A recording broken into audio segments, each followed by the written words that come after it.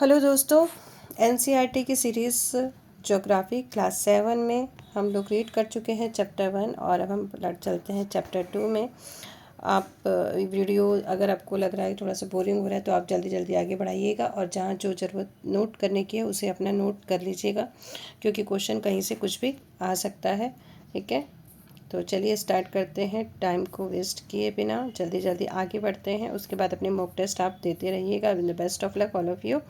चलिए स्टार्ट करते हैं। ठीक है, सबसे पहले क्या आप जानते हैं, इसको नोट कर लीजिए कि विश्व की सबसे गहरी खान दक्षिण अफ्रीका में स्थित है तथा इसकी गहराई लगभग 4 किलोमीटर है। तेल की खोज में इंजीनियर 6 किलोमीटर गहराई तक खोद चुके हैं। इसको नोट कर सकते हैं आप, अगर आता है तो बहुत अच्छी बात है क्वेश्चन। चलिए, हमारी पृथ्वी एक गतिशील ग्रह है। इसके अंदर व बाहर निरंतर परिवर्तन होता रहता है। क्या आपने कभी सोचा है कि पृथ्वी के आंतरिक भाग में क्या है? पृथ्वी किन पदार्थों से बनी है? तो बेटा ये पृथ्वी के आंतरिक जो भाग है, अब आपको नोट डाउन करना है। सारी चीज़ें आपको लिखनी पड़ेंगी इसमें।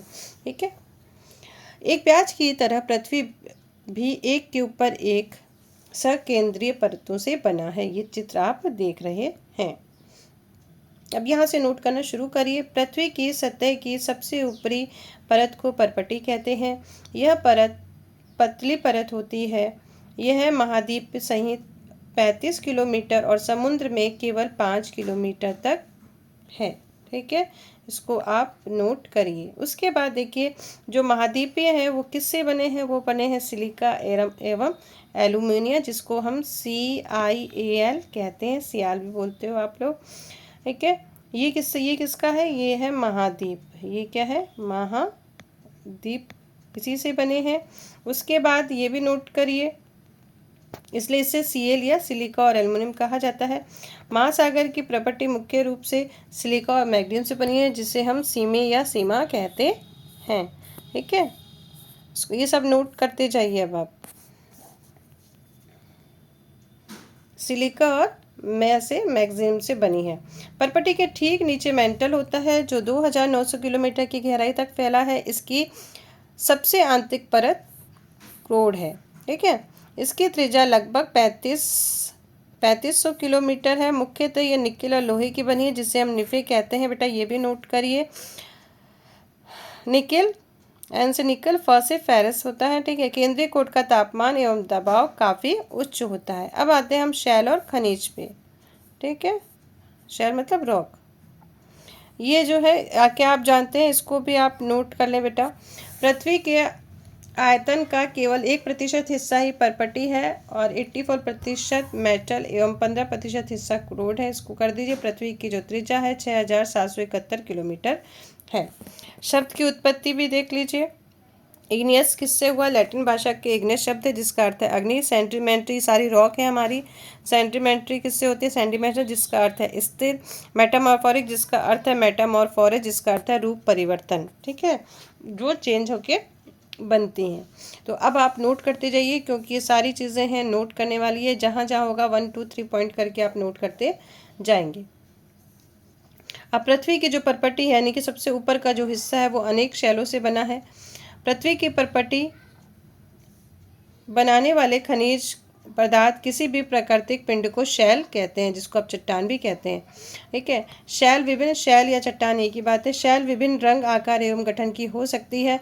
मुख्य रूप से 3 प्रकार की शैलें होती हैं, जिसको हम आग्नेय यानी कि इग्नियस शैल, अपसादी शैल यानी कि सेंडिमेंट्री शैल और कार्यान्वित यानी कि मेटामॉर्फिक शैल कहते हैं। अब देखिए अग्नि शैल कैसे बनती है। द्रवित मैग्मा, जब आपका जो मैग्मा कैसे बनता है? जब ज्वालामुखी से नीचे जब निकलता है पूरा जो आग होता है उसका, फिर वो लावा जो नीचे गिरता है तो वो ठंडा हो जाता है ना। तो जब मैग्मा ठंडा होकर ठोस हो जाता है, इस प्रकार बने शैल को आग्नेय रॉक या शैल कहते हैं। इन्हें प्राथमिक शैल भी कहा जाता है। कौन सी शैल? प्राथमिक शैल। बेटा इसको हम भी अंडरलाइन कर लो। और ये 2 प्रकार की होती है। आग्नेय शैल कितने प्रकार की होती है? 2 प्रकार की होती है। इसे भी नोट करिए, अंतर्वेदी शैल और बाह्यवेदी शैल। इसको आप नोट करिए बेटा, जरूरी है, क्योंकि क्वेश्चन कहीं से भी आ सकता है। क्या आप ज्वालामुखी से निकलने वाले लावा की कल्पना कर सकते हैं? वास्तव में आग की तरह द्रवित मैग्मा ही लावा है। तो मैग्मा को ही क्या बोलते हैं? हम लावा कहते हैं, जो पृथ्वी के आंतरिक भाग से निकलकर सतह पर आता है। जब द्रवित लावा पृथ्वी की सतह पर आता है तो तेजी से ठंडा होकर ये ठोस बन जाता है। परपटी पर इस प्रकार से बने शैल को ही बाह्य वेदी अग्नि शैल कहते हैं। इसको भी नोट कर लीजिए कि अगर पूछा बाह्य वेदी अग्नि शैल क्या है तो क्या है? जब द्रवित लावा पृथ्वी की सतह पर आता है और तेजी से ठंडा हो जाता है तो उसी को हम बाह्य वेदी अग्निशैल कहते हैं। इसकी संरचना बहुत महीन दानों वाली होती है। उदाहरण के लिए बेसाल्ट। ठीक है, बेसाल्ट किसका है? उदाहरण है इग्नियस रॉक का। दक्षिण पठार बेसाल्ट शहरों से बना है, ये भी नोट कर लीजिए, क्या पता आ जाए। द्रवित मैग्मा कभी कभी भूपट्टी के अंदर गहराई में ही ठंडा हो जाता है। ठीक है, अब ये कभी देखिए ऊपर आ रहा है तो ये बाह्य वेदी हो गया, और अंदर आ रहा है तो अंदर ही ठोस हो जा रहा है तो ये अंतर्वेदी अग्निशैल हो जाता है। और धीरे धीरे ठंडा होने के कारण ये बड़े दानों का रूप ले लेते हैं, जैसे ग्रेनाइट। ग्रेनाइट भी किसका है? अग्नि का ही है, लेकिन ये अंतर्वेदी है। ठीक है, लेई मसालों तथा दानों का चूर्ण के लिए अपघर्षण पत्थरों का प्रयोग होता है। वे ग्रेनाइट के बने होते हैं, जिसको सिलबट्टा वगैरह होता है ना, शायद उसी की बात हो रही है। शैल लुढ़क कर चटक कर तथा एक दूसरे से टकराकर छोटे छोटे टुकड़े में टूट जाती। इन छोटे कणों को अवसाद कहते हैं। अवसाद मतलब सेडिमेंट्री रॉक। ठीक है, छोटे छोटे टुकड़ों में डिवाइड हो गए। ये अवसाद हवा जल के द्वारा एक स्थान से दूसरे स्थान पर पहुंचकर जमा किए जाते हैं।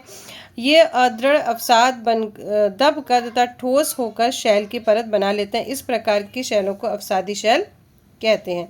उदाहरण के लिए बलुआ पत्थर रेत के दानों से बनता है। इन शैलों में पौधों, जानवरों, अन्य सूक्ष्म जीवों जो कभी कभी इन शैलों पर रहे हैं के जीवाश्म भी हो सकते हैं। अब है आग्नेय और अवसादी शैल। उच्च ताप एवं दाब के कारण कार्यांतिक शैलों में परिवर्तन हो जाती हैं।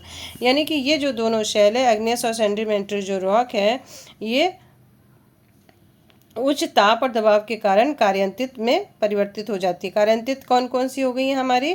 ठीक है, चीनी मिट्टी, स्लेट, चूना पत्थर। इसको नोट कर लेंगे क्योंकि ये मैथ शीट में आ चुका है, तो आप इसको नोट कर लीजिएगा। ठीक है, कि कौन कौन सी रॉक का कौन कौन सा एग्जाम्पल है। शैल हमारे लिए बहुत ही उपयोगी हैं। कठोर शैलों का प्रयोग सड़क एवं घरों की इमारतें बनाने के लिए किया जाता है। क्या पत्थर का उपयोग कई खेलों में करते हैं? हाँ, करते थे ना, पहले करते थे। आजकल तो ये लोग गेम ही नहीं खेलते हैं ऐसे, लेकिन पहले ये गेम खेले जाते थे। ये जरा इमारतें देख लीजिए। तो लाल किला किससे बना? लाल बलुआ पत्थर से। और ताजमहल किससे बना? सफ़ेद संगमरमर पत्थर से बना है। अब देखिए शैल चक्र। शैल चक्र किसे कहते हैं? शैल चक्र भी देख लीजिए आप। ठीक है, एक शैल से दूसरे शैल में परिवर्तन होने की इस प्रक्रिया को शैल चक्र कहते हैं। क्या आप जानते हैं कि द्रवित मैग्मा ठंडा होकर ठोस अग्निशैल बन जाता है? ये आप जानते हैं। ये अग्निशैल छोटे छोटे टुकड़ों में टूटकर एक स्थान से दूसरे स्थान पर चला जाता है तो ये अवसादी शैल हो जाती है, यानी सेडिमेंट्री हो जाती है। ताप एवं दबाव के कारण अग्नि और अवसादी शैल कार्यांतित में बदल जाती है। ठीक है, अब कार्यांतित कहाँ पे होगी? नीचे होगी, जमीन के नीचे होगी। भाई जमीन के नीचे क्या होता है? फिर से अत्यधिक ताप और दबाव के कारण ये शैल पुनः पिघलकर फिर से ये द्रवित मैग्मा बन जाती हैं, और द्रवित मैग्मा फिर से ठंडा होकर अग्नि शैल में परिवर्तित हो जाता है। तो इस तरह से ये शैल चक्र चलता रहता है। ठीक है, तो ये भी आप माइंड में अपना रखेंगे। अब है शैल विभिन्न खनिजों से बनी होती है। खनिज प्राकृतिक रूप में पाए जाते हैं जिनका भौतिक गुणधर्म निश्चित रासायनिक मिश्रण होता है। खनिज मानव जाति के लिए बहुत ही महत्वपूर्ण है। कुछ का उपयोग ईंधन की तरह होता है, जैसे कि कोयला, प्राकृतिक गैस एवं पेट्रोलियम। ठीक है, इनका उपयोग उद्योग, औषधि और उर्वरक में होता है, जैसे कि लोहा, एल्युमिनियम, सोना और यूरेनियम। तो ये आपका चैप्टर 2 फिनिश है। इसमें जो मेन पॉइंट है उसी को आप अपना नोट डाउन करेंगे। अब आते हैं हम चैप्टर नंबर 3 पे। हमारे नेक्स्ट वीडियो में चलते हैं। चलिए चैप्टर नंबर 3 की ओर।